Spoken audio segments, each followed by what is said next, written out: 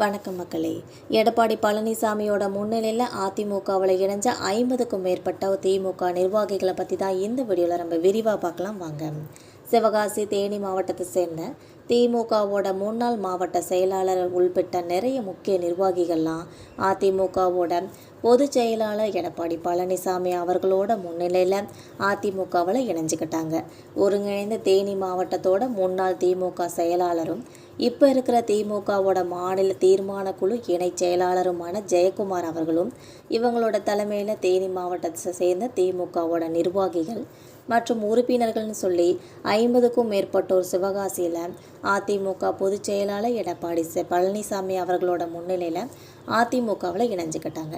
முன்னாள் அமைச்சரும் சிவகாசி சட்டமன்ற தொகுதியோட அதிமுக வேட்பாளருமான KT ராஜேந்திர பாலாஜி மற்றும் விருதுநகர் மாவட்டத்தில் போட்டியிடுற அதிமுக மற்றும் கூட்டணி கட்சிகளோட வேட்பாளர்களை ஆதரித்து இரட்டை இலை மற்றும் தாமரை சின்னத்திற்கு வாக்கு கேட்டு தேர்தல் பிரச்சாரத்தை மேற்கொள்றதுக்காக சிவகாசிக்கு வந்த அதிமுகவோட பொதுச் செயலாளர் எடப்பாடி பழனிசாமி அவர்களோட முன்னிலையில் தான் ஒரு தனியார் விடுதியில் வச்சு இந்த நிகழ்வு நடைபெற்றிருக்கு. இந்த நிகழ்வில் முன்னாள் அமைச்சரும் சிவகாசி சட்டமன்ற தொகுதி அதிமுக வேட்பாளருமான KT ராஜேந்திர பாலாஜி உள்ளிட்ட நிறைய நிர்வாகிகளும் கூட இருந்திருக்காங்க. முன்னாள் மாவட்ட செயலாளர் ஜெயக்குமாரோட முன்னாள் தலைமை செயற்குழு உறுப்பினர் ராசேந்திரன், மாவட்ட இளைஞரணி துணை அமைப்பாளர் சுகுமாரன், உத்தமபாளையம் முன்னாள் நகர செயலாளர் சுல்தான் இப்ராஹிம், திமுக கழக வழக்கறிஞர் அணி ராஜா சந்திரமோகன் அவர்களும், மாவட்ட விளையாட்டு மேம்பாட்டு அணி துணை அமைப்பாளர் அருண் அரவிந்த் உள்ளிட்ட திமுகவை சேர்ந்தவர்களும் அதிமுகவில் இணைஞ்சிருக்காங்க.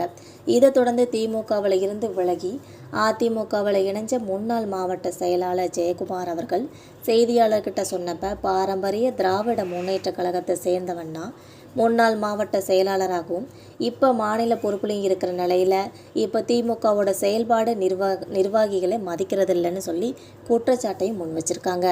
இது இல்லாமல் கட்சியை சேர்ந்த நிர்வாகிகளையும் தொண்டர்களையும் மதிக்காத ஒரு தலைவராகவும் திமுகவோட தலைவர் MK ஸ்டாலின் அவர்கள் இருக்கிறதுனால அந்த கட்சியிலிருந்து விலகி இப்போ அதிமுகவில் இணைஞ்சிருக்கேன்னு சொல்லியிருக்காங்க. திமுகவில் உழைக்கிறவர்களுக்கு எந்த ஒரு அதிகாரமும் கொடுக்கறதில்ல, திமுகவில் வாரிசு அரசியல் நடைபெற்று வந்துட்டுருக்குதுன்னு ஒரு குற்றச்சாட்டையும் முன் வச்சிருக்காங்க.